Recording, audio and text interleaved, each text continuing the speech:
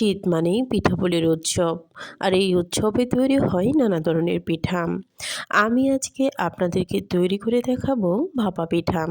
খেজুরের গুড় এবং নারিকেলে ভরপুর গরম গরম মজাদার এই পিঠা আমি তৈরি করেছি কয়েক সেকেন্ডেই প্রেসার কুকারের মাধ্যমে। তো চলুন আজকের রেসিপিটি দেখে আসি। এখানে আমি নিয়েছি শুকনো চালের গুঁড়ো। তো আপনারা চাইলে কিন্তু সাথে সাথে ভাঙানো যে গুঁড়োটা সেটা দিয়ে ব্যবহার করতে পারেন। এখানে নিয়েছি নারিকেল, খেজুরের গুড় এবং কিশমিশ।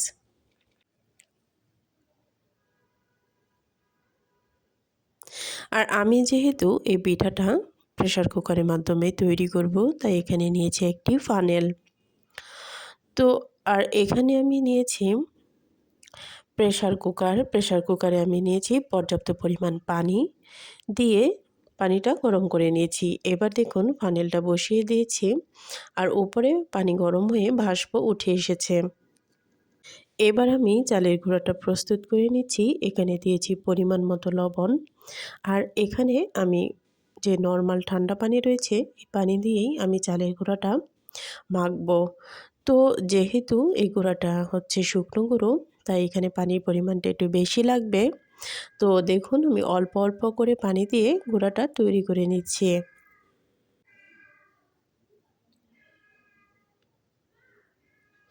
তো দেখুন এখানে আমি গুঁড়াটা তৈরি করছি।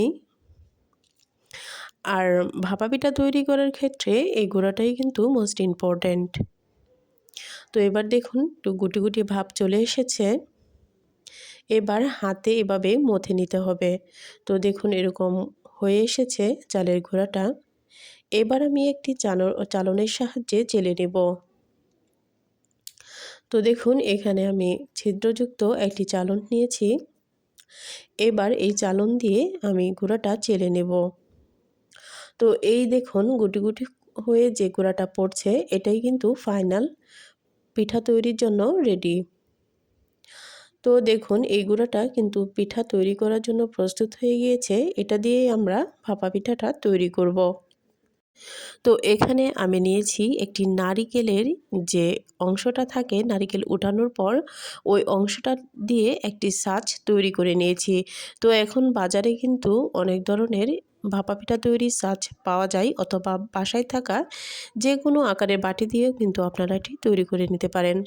তো এখানে দেখুন আমি পিঠাটা সাজিয়ে নিচ্ছি। প্রথমে চালের গুঁড়ো এবং খেজুরের গুড় ও কিছু কিশমিশ দিয়ে দিয়েছি।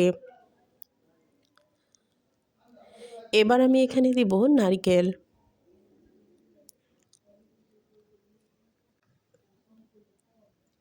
এবার এর উপরে আরেকটু গুঁড়া দিয়ে দিব।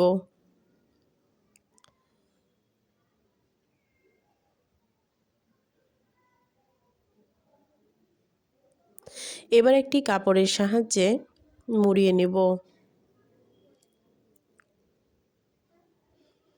এ পর্যায়ে দেখুন আমি কিভাবে বসিয়ে দিচ্ছি।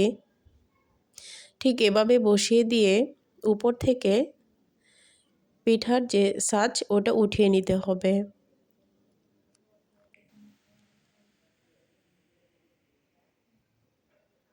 তো এইভাবে দিয়ে 30 থেকে 40 সেকেন্ডের মধ্যেই কিন্তু পিঠাটা তৈরি হয়ে যাবে।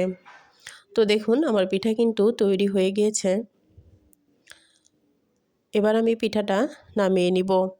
এভাবেই কিন্তু আমি সবগুলা পিঠা তৈরি করেছি। তো আমি এই ভিডিওর মাধ্যমে A to Z সম্পূর্ণ দেখালাম কিভাবে পিঠাটি তৈরি করেছি। তো আপনারা বাসায় এভাবে তৈরি করে নিতে পারবেন খুব সহজেই প্রেসার কুকারের মাধ্যমে। আর এভাবে পিঠা তৈরি করলেও কিন্তু ঝামেলা একদম কম হবে।